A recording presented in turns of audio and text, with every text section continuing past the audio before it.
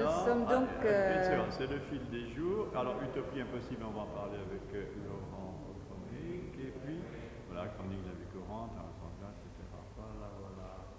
Alors, Bien, nous poursuivons dans nos rencontres. Nous sommes aujourd'hui à la galerie Claude Samuel, où nous rencontrons Laurent Ocroglic sous le thème d'Utopie impossible. Donc là, Laurent va un peu situer son projet. Écoutez, c'est une exposition qui a été réalisée assez rapidement, dans le sens où il y avait un projet Paris-Berlin de collaboration entre les deux villes, à l'occasion du traité d'amitié, qui proposait en fait le thème de l'immigration comme un peu thème central. Et chacune des galeries sélectionnées dans le cadre de ces projets devait présenter un de ses artistes avant décembre 2007 avec une intégration du thème à sa façon. Donc il y avait juste un thème générique qui permettait en fait d'asseoir un peu l'ensemble du projet. Le terme générique, c'est l'immigration. Voilà, ouais, c'est le thème, c'est celui qui en fait conduit un peu le fil rouge de l'ensemble des pièces. Et donc il y a une série d'œuvres qui a été réalisée dans un temps en fait entre 6 mois et 2 mois, c'est-à-dire pour les plus grandes pièces qui sont présentes dans l'exposition, c'était sur un temps très court. Et il y avait d'autres éléments qui étaient sur des temps plus longs, sur 6 mois de travail, et que j'ai en fait décidé de monter pour ce projet-là. Et essayer de créer un montage avec des séries, des pièces uniques, mais qui sont comme des séquences de ma pensée, enfin des arrêts sur image de ce que je veux raconter. Et contrairement aux œuvres que j'ai pu travailler auparavant, sont des choses qui sont beaucoup plus pointées du doigt, avec moins d'espace, de flottement dans la proposition thématique. Donc de toute façon, cette proposition thématique, tu n'étais pas étrangère. Parce voilà. que depuis longtemps, tu te poses des questions qui travaillent voilà. le monde contemporain, voilà. Et c'est justement actuellement dans l'idée de l'actualité et de l'immigration, on se rend compte qu'il y a une opinion publique qui s'est cristallisée autour des méchants qui sont les sans-papiers, etc. Et qu'il y a une communication politique qui est assez violente à mon sens. Et je voulais en fait essayer de définir un travail plastique et un travail conceptuel autour du fait que l'art peut s'impliquer dans une réflexion sur l'actualité et en proposer une vision critique. Bon, ça c'est un peu la manière dont j'essaye d'aborder le travail en général, et là plus précisément par rapport à la fonction de l'image, de ce qu'elle peut véhiculer, de la communication et du sens de la communication. C'est-à-dire que la communication qu'on reçoit via les médias, c'est une communication comme quoi il n'y aurait une seule voie de perception des lois qui sont édictées actuellement et qui sont votées à grande majorité. Bon. Donc moi, je me disais que l'espace de l'art est encore un espace de liberté, un espace de proposition, dans lequel on peut faire valoir en fait une position, quitte à ce qu'elle soit minoritaire, mais qui soit une position humaniste, une position critique et une position de dire non, je suis pas d'accord. Enfin, ce qu'on voit de moins en moins en fait, à mon sens. Voilà. Donc là, on est du côté de l'engagement, on en reparlera. Puisqu'on commence par là, du point de vue plastique, on est là dans le dessin, l'encre de Chine, qui est un peu ta première prise de parole. En tout cas, tu as toujours travaillé sûrement sur la couleur, mais tu as beaucoup montré du dessin. Ouais, alors ça, et dans cette exposition, on va voir un petit peu ce passage du dessin à la peinture, à la couleur. D'accord, oui. En fait, le dessin, ça a été un choix il y a à peu près 7-8 ans de passer à une forme d'expression la plus économe possible, dans le sens des moyens, et pas pour une raison de sous, mais pour une raison intellectuelle, c'est-à-dire dire comment arriver le plus direct chemin à l'idée. Et le fait est que la couleur, moi je l'aborde comme un espace sémiotique, et le fait est que la couleur, elle peut amener à un trop grand hédonisme de la couleur, c'est-à-dire qu'on va s'amuser avec la couleur et finalement on va perdre le sens des choses.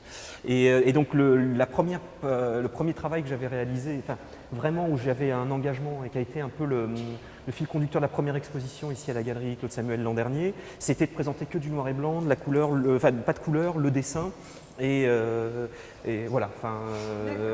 Et aujourd'hui, en fait, c'est des choses qui existaient avant. Il y a eu un abandon à un moment pour se consacrer sur la notion d'idée. Et aujourd'hui, je reviens à la couleur parce que je me rends compte que le dessin a des capacités, mais il a aussi des manques en termes de, de positionnement en tant qu'image et en tant que véhicule de la pensée. L'image et la couleur sont des synthèses qui permettent d'aller beaucoup plus rapidement à un état de fait dans le propos, en fait. Contrairement au dessin qui est prolifique, proliférant, qui peut ne pas s'arrêter, qui est un système qui va vers l'infini, en fait. Qui finalement est plus abstrait que quand on rentre dans une figuration de peinture. C'est plus abstrait dans le sens de sa proximité avec l'idée, en fait. C'est plus conceptuel, voilà. Finalement, le dessin, contrairement à ce qui est soutenu d'habitude. Donc ça a été Alors on est dans la prolifération de la pensée, de l'image, et là on arrive sur un tableau où il y a quelque chose qui s'épure et où les personnages apparaissent sur un fond tout d'un coup qui est limpide, je vais dire, par rapport à cette toile précédente. Alors en fait, dis-nous un peu. Oui. Alors il y a parmi les toiles qui ont été réalisées vraiment pour le projet de l'exposition, il y a les 5 pièces qui sont ici et qui sont 5 moments, comme 5 visions de la manière dont j'ai abordé la notion de l'immigration. C'est-à-dire, cette toile s'appelle communautarisme. En fait, on pourrait, la petite fiction narrative que j'ai mis derrière, c'est avant l'entrée sur le territoire, c'est-à-dire la motivation qui peut être derrière le fait d'un Eldorado, d'un espace qui va offrir des richesses qui sont celles de l'Occident, en fait. Et c'est un peu aussi l'idée de l'immigration, elle est stigmatisée dans des communautés qui arrivent dans des pays, en fait. Et là, j'ai rassemblé ça avec l'idée d'autoportrait, où finalement ça devient aussi une critique de la communauté dans le sens actuel à l'intérieur en France ou dans les pays. C'est-à-dire qu'on se ressemble tous et on crée finalement nos propres cercles exclusifs. Donc il y a espèce de double penchant, c'est-à-dire et celui qui est exclu et celui qui est inclus, quoi. C'est-à-dire chacun avec son cercle de valeurs. Ça veut dire que celui qui est exclu contribue lui-même à un autre type d'exclusion qui n'est pas celui de sa communauté. Pas tout à fait. En fait, c'est-à-dire qu'on pourrait le voir sous 2 angles. C'est-à-dire le mec en interne qui vit dans le monde actuel et qui a son espace de référence et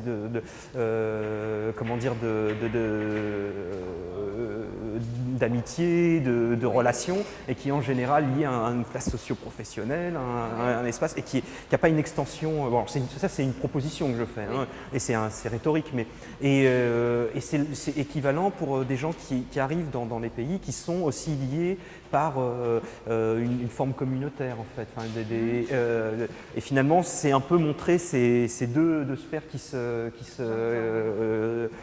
viennent se contracter en une image, enfin, qui viennent se rencontrer.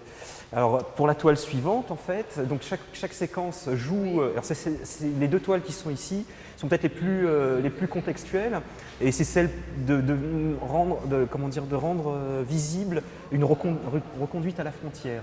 Et finalement, je remets en scène le triplement de l'autoportrait comme je me reconduis moi-même. Finalement, on reconduit son prochain à la frontière. Si on a une qualité, enfin, une certaine forme de pensée humaniste, finalement, si on enlève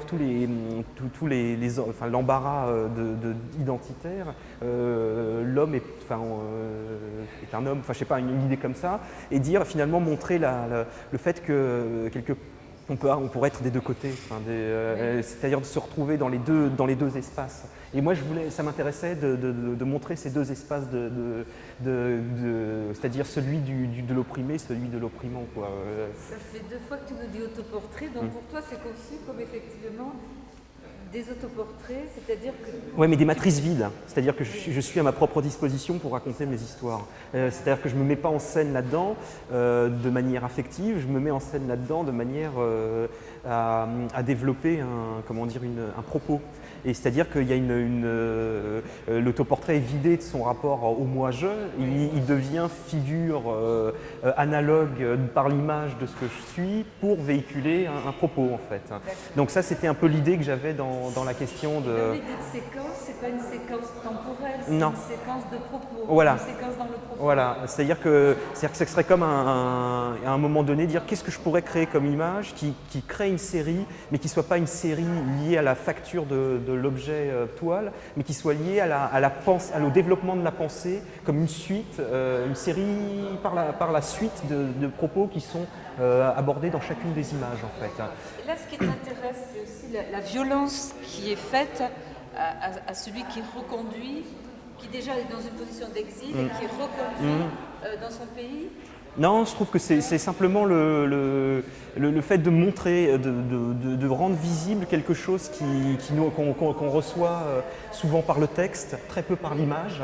C'est-à-dire que les images de reconduite, on n'en a jamais vu. Enfin, moi, j'en ai jamais vu. Et finalement, c'est le fait de rendre visible ce qui est caché. Ce qui est caché, oui. Et finalement, par un modus operandi qui est celui de l'autoportrait comme matrice véhicule et finalement comme chose que moi je ne pourrais jamais voir de toute manière, quoi. Donc je crée de toutes pièces, je me projette de toutes pièces dans une situation. On est dans un rapport fiction-réalité Oui. Voilà, où les places sont interchangeables. Oui. D'accord. Donc là, plus simplement, on est dans l'idée de fichage. Alors ça draine l'idée de CV, d'ADN, d'indexation de lettres dans le système, dans le système des reconnaissances. Et en même temps, on pourrait le voir par suite aux autres images, comme le moment où c'est l'intégration ou la désintégration, c'est-à-dire que le facteur policier dit lui et ci et ça. Et après, chaque élément qui se retrouve à l'intérieur de l'image, c'est-à-dire âge, genre, santé, idées politiques, parcours scolaire, situation familiale, situation financière, relations, sensibilité, projet, avenir, coefficient de consommation, plus-value sociétale, position dans les hiérarchies, apport structurel, valeur rejetée, c'est le fait de considérer l'homme dans sa position générique dans un ensemble social, et ses comportements, et c'est l'idée de contrôle finalement. Mais ça, c'est pas que les immigrés, on va être tous fichés, effectivement, on va avoir tous ce genre de cartes. Voilà. Alors la question, c'est de les faire apparaître, peut-être pour qu'on puisse aussi avoir des positions par rapport à ça. Je sais pas si... Moi j'ai un doute. Alors, toi, tu es pour qu'elles disparaissent ou pour qu'on prenne connaissance et un pouvoir sur ces... Je ne sais pas si on aura un pouvoir parce que c'est quelque chose qui, à mon avis, est lié à des systèmes sociaux très complexes. Par contre, ce que je... échappe même aux politiques. Je veux dire, quand je tape sur Internet et que je commande un certain type de produit, l'entreprise en question repère que je suis consommateur de ça. Voilà, par exemple, entre autres, il y a Donc, mille et une. Voilà, et il y a mille et une manières de ficher, quoi. Oui. Mais c'est pour ça que aujourd'hui, c'est pas une dénonciation, c'est juste une forme de mettre en image ce qui est, on va dire, va devenir de toute manière une règle. Mais par contre, on sait que dans ces règles, on peut déjouer et le fait d'amener à la conscience un certain nombre de facteurs qui sont part de notre système, c'est une manière aussi de pouvoir se positionner, même si on n'échappe jamais, enfin on n'échappe pas toujours à quelque chose qui dépasse la... Oui, je l'ai vu. Et pourquoi ça, l'art n'a pas ou peu d'incidence sur la réalité? Parce qu'en fait, alors que ça semble dire... Ta prise de position semble dire le contraire. Mais parce que c'est ce qu'on vient de dire juste avant, c'est que les systèmes sont tellement puissants, les systèmes commerciaux, politiques, l'organisation, finalement le fait de le dire est une chose, le fait d'avoir une réalité et une influence en est une autre. C'est-à-dire qu'on pourra avoir une influence éventuellement sur une prise de conscience et quelqu'un, on va semer quelque part une ouverture, une idée, quelque chose qui voilà. Mais moi, je sais pas. Moi, je suis pas engagé en termes dans un militantisme associatif ou politique. Et le politique, je veux qu'il soit véhiculé dans l'image. Et je trouve que c'est déjà beaucoup de pouvoir le faire à l'intérieur de l'image, parce que je pense qu'il y a peu de réflexion politique actuellement. Voilà. Dans l'image. Dans les arts plastiques actuellement, quoi. L'inhibition, c'est pas une censure. Alors, tu as toujours travaillé effectivement avec le support vidéo et la mise en mouvement de l'image. Donc ici... Actuellement, la pollution mentale est dans sa zone critique. Donc là, en fait, j'ai joué le thème du zombie, qui pour moi est l'idée de l'humain à qui on aurait retiré sa fonctionnalité d'action sur le réel. Donc il fait référence au grand dessin qui est au fond, sur lequel on a commencé l'entretien. Et cette idée de zombie, je crois que j'ai jamais vu de film de zombie, mais je sais qu'en fait tous les films de zombies qui ont été faits aux États-Unis ont toujours eu un facteur, un potentiel critique. C'est-à-dire que par le côté gore et super trash, finalement derrière on avait un positionnement politique de montrer la fin de l'humanité. La fin du monde est un concept pour les plus pauvres. Pour les plus pauvres. Et en fait, et dans l'idée, alors la petite narration que j'ai créée là, c'est une des tours du 11 septembre qui se fait scuder par un Q-missile qui lui envoie un projectile. De ce projectile naît en fait le zombie, de ce détritus de la ville naît ce zombie. Et quelque part, l'idée aussi, c'est de dire que finalement, on est dans une période zombie dans le sens où on a été quand même extrêmement dérouté par la montée de contradictions intellectuelles, politiques, religieuses dans des valeurs qu'on se pensait universelles et qui en fait ne correspondent pas à l'ensemble des, c'est-à-dire qu'elles sont universelles pour les gens qui vivent dans les pays où on peut les considérer comme universelles. Et donc ça devient une métaphore en fait qu'on est dans une période extrêmement mouvementée de l'idéologie où les idéologies dites universelles et ouvertes et de droits de l'homme ne sont pas forcément les plus porteuses de paix dans le monde. Oui, voilà, je ne vais pas citer. D'autant qu'elles sont subverties par un pouvoir économique qui. Voilà, donc. Alors ça, c'est objectif 26 000, c'est clairement en fait ces objectifs chiffrés de reconduite où l'économie du quota et l'économique rentrent dans l'économie de l'humain en fait.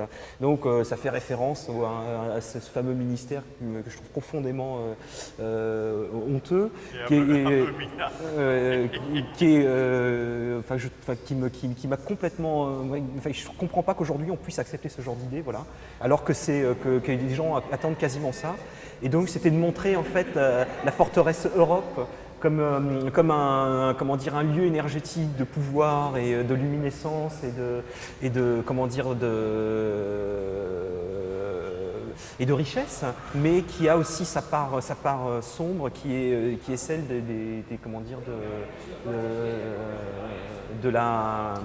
du rejet. Ouais. Et là, donc, on est à la frontière. On est ces gens qui projettent et qui sont entre deux eaux, en fait.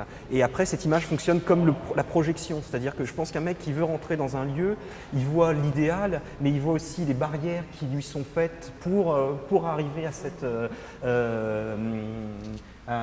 cet endroit-là. Et après, en fait, ça fait référence à la première image peinte qu'on avait tout à l'heure, qui est que le système, une fois intégré, il reste un nombre de difficultés pour des gens qui n'ont pas les codes culturels, qui est une forme d'exclusion qui est assez importante. D'exclusion et de disparition dans l'eau, des corps, comme on a pu le voir à un certain moment dur, des corps qu'on fait disparaître carrément. Mais là, c'est pas de l'eau, hein.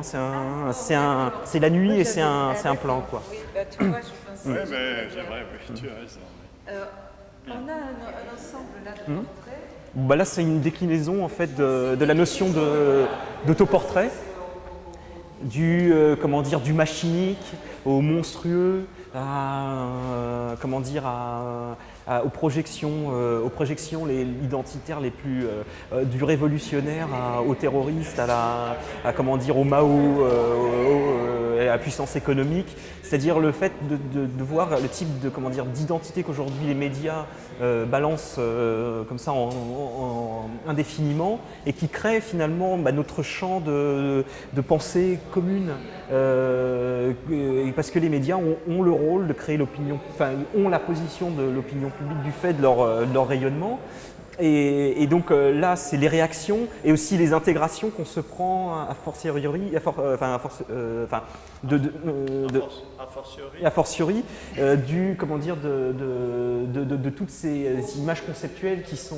Oui, qui sont des images, comme tu dis, qui deviennent conceptuelles, parce qu'on a aussi bien des révolutionnaires que des terroristes, entre guillemets. Et effectivement, ces images-là peuvent être sur les t-shirts, je veux dire… Che Guevara, Che Guevara aujourd'hui, sur les t-shirts de tas de alors que qui ne savent pas. Ouais, qui il était quoi. Parce que c'était quelqu'un de dur. C'est quelqu'un de très dur, je crois, sous le système castriste. Des terroristes avec guillemets et des terroristes sans. Oui. Donc le fait que là, tu mais il n'y a pas de dit jugement, aussi, il n'y a pas de jugement. Il n'y a pas de jugement, il y a juste le constat. Il y a une égalité photomatonique. C'est ça, photomatonique. D'autant que c'est toujours sur la déclinaison de l'autoportrait. Oui. Et là, pour le coup, l'autoportrait, c'est ce qu'il y a comme véhicule de l'identité qui est le plus simple et le plus proche à faire jouer, quoi.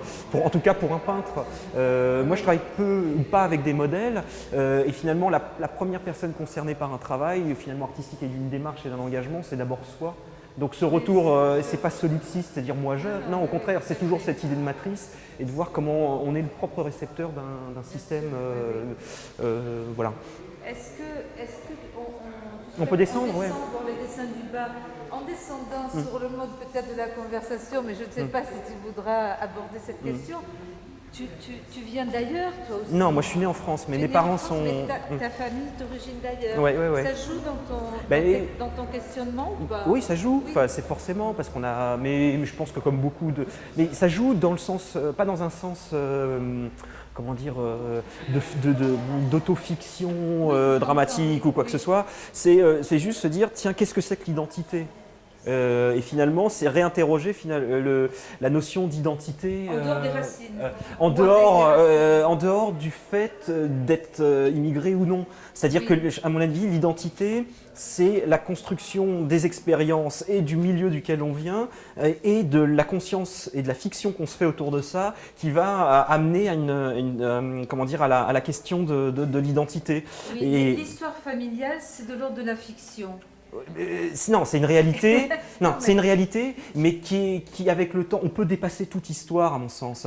C'est-à-dire que c'est là où je suis contre un égocentrisme poussif du moi-je. Et ça, c'est un travail, c'est quelque chose qui a toujours été dans le fond de mon boulot. Par contre, ça participe de chacun de se poser la question d'où je viens, qu'est-ce que je fais et comment est-ce que je circule. Et finalement, c'est voir qu'on peut tomber assez rapidement dans le créneau d'une fiction qui deviendrait une crispation de son moi par rapport aux autres, quoi. Alors je sais plus, on me racontait une histoire comme ça sur Bourdieu, et donc il y avait une journaliste bourdeusienne qui était allée voir une chercheuse bourdeusienne qui est allée voir un mec, un patron, et il vient manger donc dans le resto avec elle, il l'invite et elle dit elle réagit en fait selon ses propres critères. Elle lui dit mais vous devez manger ici exceptionnellement, et lui il la regarde, il dit non, pour moi c'est tout naturel, madame. Et finalement le retournement de l'analyse est vachement intéressant parce que finalement une structure analytique elle peut conduire aussi à l'erreur de jugement de l'autre, c'est-à-dire que du fait d'avoir une structuration on va dire idéologique ou quoi peut des fois ne pas voir la réalité de ce que l'autre vit et qui sont des normalités pour lui, alors que pour l'autre c'est une exception. Et ces aveuglements-là, à mon sens, d'identité, elle peut en être porteuse, dans le sens où moi je m'arrête à mon monde, à l'espace que j'ai cartographié qui serait l'espace de conception par ignorance. par défaut, et je projetterai ce défaut, ce manque, sur des gens qui ont déjà acquis des choses que moi j'aurais jamais été en mesure de conceptualiser. Donc c'est cette réflexion-là, et je me dis que finalement, à gare aux identités, il faut être dans un devenir, c'est-à-dire c'est un potentiel, c'est une matrice, c'est une circulation, et c'est un lieu comment dire, qui doit, pour moi en tout cas, enfin dans ce que je considère, ne doit pas être une fermeture. Il faut en prendre conscience, mais prendre conscience avec les faits qu'on ne doit pas s'auto-enfermer dans des valeurs qui sont liées on va dire, à une petite fiction. Surtout un monde de ségrégationnistes qui voudrait que ceux qui pensent comme ça ne s'autorisent pas à aller ailleurs. Voilà. Et ce qui peut être vrai aussi bien dans un sens que dans l'autre. C'est-à-dire, tu t'autorises à aller partout. Enfin, là où je peux, quoi. C'est toujours ça le problème, c'est que les pouvoirs, ça reste c'est limité, quoi. Donc voilà. Ça, je me souviens, cette toile, elle faisait déjà partie de l'exposition L'art dans la ville. Et elle a été réexposée à la première exposition chez les Samuel qui était Hyper Dessin l'année dernière. Et c'est vrai que la question de la ville, c'est quand même la question de est-ce que les villes sont faites pour y vivre? C'est une question aiguë aujourd'hui. Là, on parle de l'immigration, mais justement, qui peut vivre dans les villes et qui est rejeté à l'extérieur? Est-ce que la ville est faite pour y vivre et donc pour circuler? Ou est-ce que la ville est là pour garder le bien Je ne suis pas sûr, parce que vu les prix de l'immobilier aujourd'hui, la spéculation qui existe, je crois que on est dans une position qui est difficile pour les gens qui sont les moins fortunés, quoi. Enfin, et donc forcément, il y a une sélection par... On peut rêver d'une ville où effectivement tout le monde circule. Oui, je crois que tout le monde circule dans une ville a priori, mais après, tout le monde ne s'y installe pas. C'est-à-dire que c'est un lieu de flux certainement et de flux multiples. Après, c'est pas forcément ça a tendance à être difficile d'accès pour, on va dire, des gens au pouvoir d'achat moindre, quoi. Donc le thème c'était l'immigration, mais toi tu as utopie impossible. Donc l'utopie, est-ce que c'est pas un pléonasme? Est-ce que l'utopie si. n'est pas toujours impossible? Et pour toi, est-ce que c'est pas ce qui guide en fait, travail? Là, en fait, c'était de jouer en fait l'oxymore pour dire que actuellement, moi, la seule manière d'avoir une utopie, c'est de rentrer dans l'art des idées qui sont actuellement véhiculées. Donc, ne pas faire d'utopie. Et c'est ça, cette idée-là, c'est dire, pour moi, cette expo, c'est pas une utopie, c'est pas une projection, c'est à un moment donné arrêter les choses et dire non, et pour pouvoir relancer le processus de projection d'un espace. C'est plutôt une observation du monde. C'est pas une création utopique. Non. C'est un moment. C'est servir de quelque chose qui va être un peu contradictoire, parce qu'on sait que les utopies, en général, de toute façon, elles aboutissent pas, mais elles aboutissent dans le sens où elles sont porteuses de certaines, on va dire, améliorations. Et d'une dynamique. Oui, d'ailleurs, cette dynamique, il y a une énergie dans ton travail. On approche de la fin et on va revoir le ciel là. On va revoir le ciel. La question de l'énergie, effectivement, qui circule dans l'utopie, c'est quand même ce qu'on retrouve surtout dans les dessins.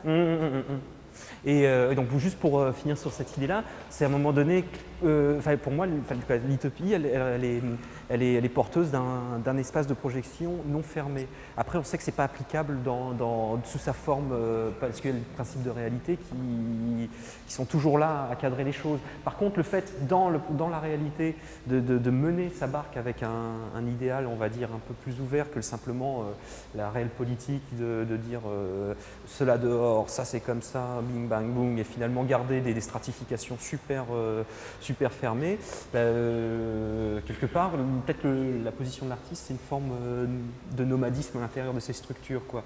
Donc, voilà, bravo et merci, parce que nous sommes au terme de notre rencontre. Oui, ne bouge pas, non. Oui, voilà le film des jours, Utopie impossible.